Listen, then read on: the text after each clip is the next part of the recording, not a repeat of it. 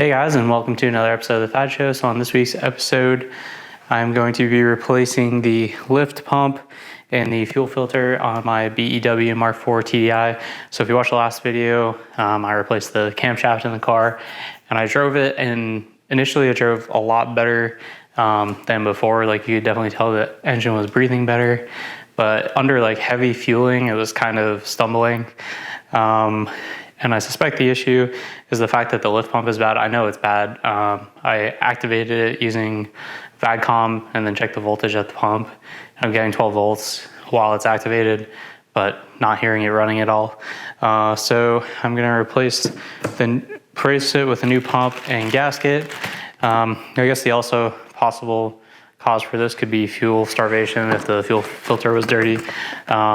Obviously this is a maintenance item for these and I don't know the last time it was done, so I just went ahead and ordered one anyways. And some diesel purge, which I just used to prime this. And then also my injector values, they're pretty good, but they're not perfect, so maybe that will help out a little bit. But anyways, let's get right to it.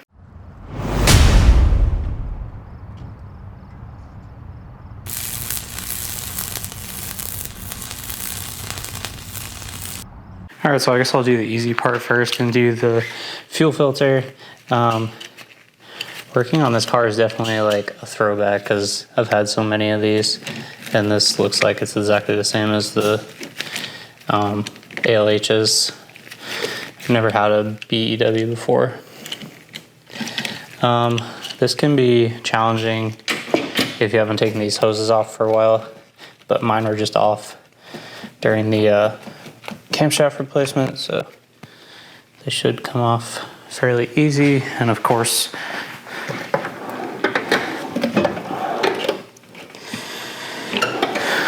one of the factory hose clips has been replaced with a hose clamp, and then this clip just comes out like that, and then you can just pull that whole thing out. There. And the fuel filter itself is just a Phillips screwdriver.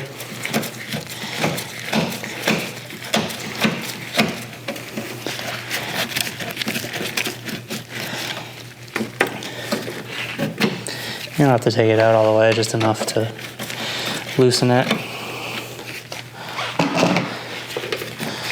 And I probably should have gotten paper towels and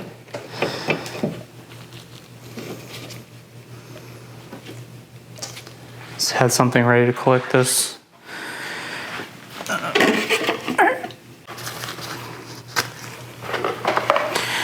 New Molly filter going in.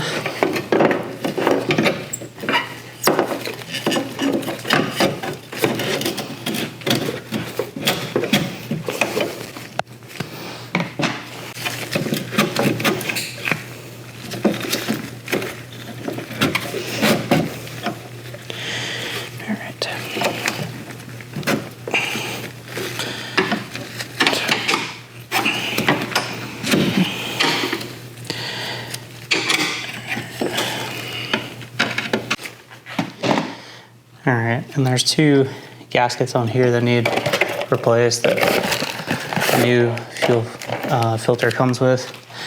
But first I'm gonna fill it with the diesel purge.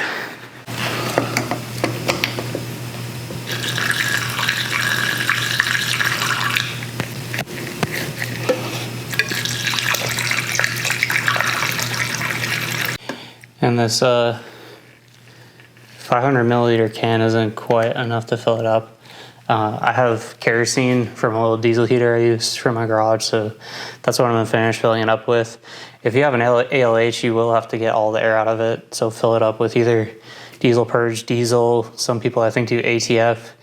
I'm just gonna use kerosene to fill it up the rest of the way. For me, I guess technically it doesn't matter because I'm gonna be installing the lift pump, which should flush the air back to the tank. Probably get some kerosene and fill it up the rest of the way. All right, I'll just pump some kerosene out of my little kerosene tank into this.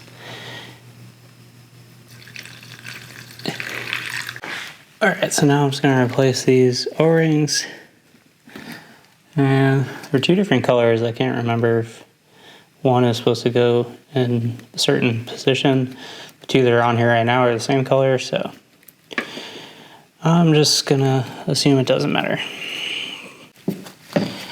And I'm just gonna put a little bit of diesel on here to lubricate it.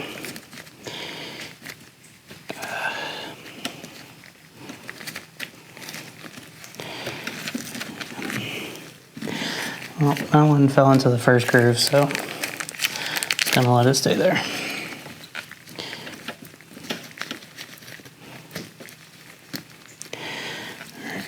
This is probably gonna make a mess because I overfilled it.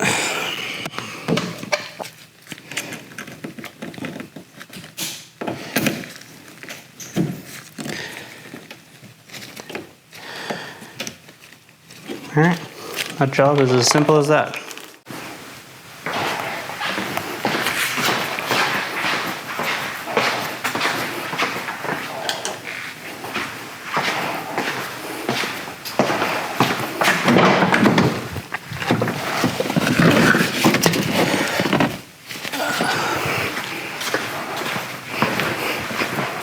All right, so the fuel pump in these is located under this panel here.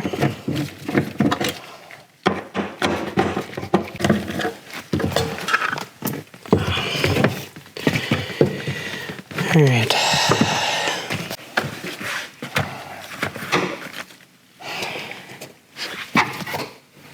All right. So there's this electrical connector, and then two fuel hoses, which just push in and pull off.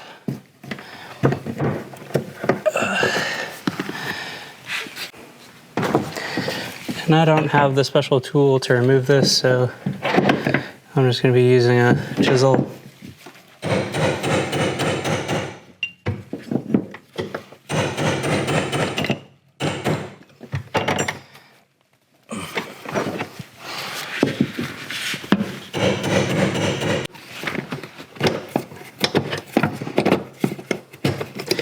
And from reading online, people recommend your tank being really low when you do this, like pretty much on empty. Mine's at a quarter of a tank right now because the car literally had, as it got low on fuel level, I just had less and less power from that tandem pump. I'm suspecting losing net positive suction head. So yeah, I'm just gonna take my chances, but diesel hasn't spilled out yet, so I'd say I'm looking okay. I'm just gonna want to have some sort of bucket to put this thing in when it comes out.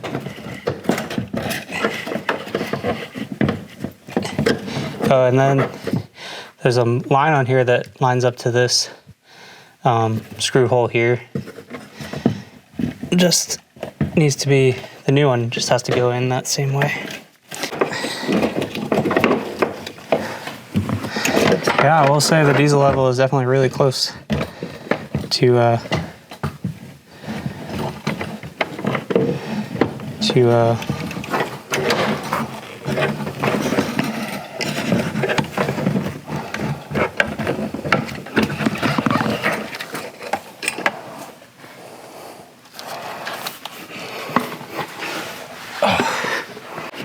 So I thought this was gonna be an easy job, but with that new gasket, it was definitely a pain in the ass to get this thing in there. The trick I found was I was putting the gasket on the pump.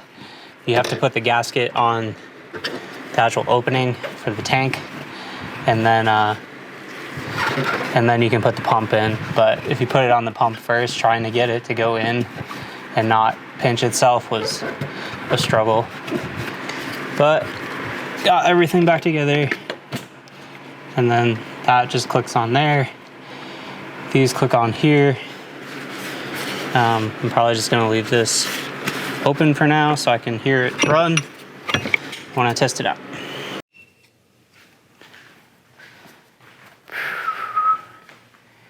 Hey guys, so it's been a few weeks and I just wanted to fill you in on what ended up happening with the fueling issues on my 2004 Mark IV BEW TDI.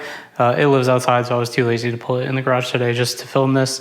But changing the lift pump did fix the kind of like low power when I got down low in the tank. However, it did not fix the like misfire sputtering issue I was having under heavy loading.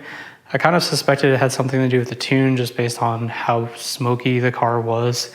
So I took it to my local TDI guru, who's also a Malone tuner or Malone dealer, and I wanted him to just reflash the car to a stage 1 tune that was known, or just a known tune on the car. He wanted to check out a few other things. He wasn't 100% convinced that it was an overfueling condition.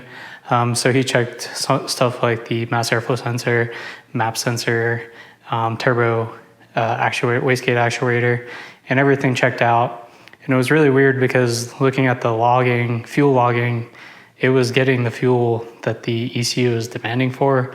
So whatever tune was on there was like faking out the computer to give it more fuel than it needed.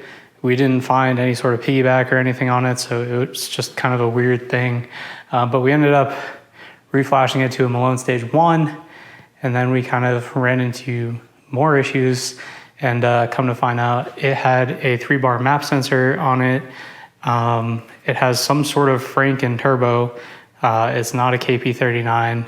It is the original KP39 housing, but there's some sort of upgrade compressor wheel on it. My TDI guru thinks it's a S7 compressor wheel because it's making way more boost than a KP39 should. So we reflashed it to a Malone stage 4 for the Borg Warner S7 turbo, and things are much more happy. The misfire sputtering is removed. It is still possible, he said. I didn't experience it in the time I've been driving it, to overfuel it, where it just gets too much fuel for the turbo that's on there, and eventually will start smoking and hesitating. But I didn't notice it. Driven it maybe 60 or so miles since I picked it up, but it's 1,000 times better than it was before. Way less smoke. It's not misfiring under heavy load. It just seems like you kind of just can't like use a binary throttle where you just punch it. You kind of have to ease into it or whatever, but it's 1,000 times more drivable than it was before, so I'm definitely really happy.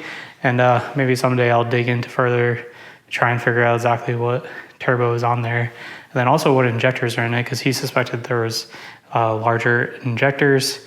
I did take a picture when I had the valve cover off, but I think I didn't get the right part number because I tried looking it up and couldn't find anything. And now that I think about it, the number that was on there wasn't really in the format of typical VW part numbers.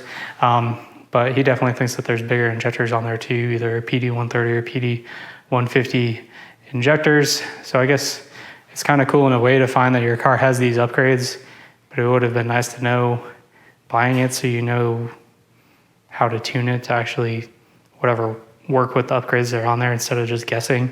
But it's in a much better place, so I'm definitely happy. I hope you guys like this video, and as always, stay tuned for next time. I think I'm probably not going to do much with the Mark IV for a while. While he had the car in, he has the alignment shop or whatever, so I just had him do the tie rod ends that were worn because the car was also out of alignment. And then as far as the rear bump stops and the rear brakes, I'm not going to worry about that right now. I'll do it further down the road when it's less hot in the garage here in Texas. And then eventually I'll also do some more fluids and stuff. But it's fine to drive right now, so that's what I'm just going to drive it until the fall when I feel like working in the garage more. All right, thank you guys. Thanks for watching. Bye.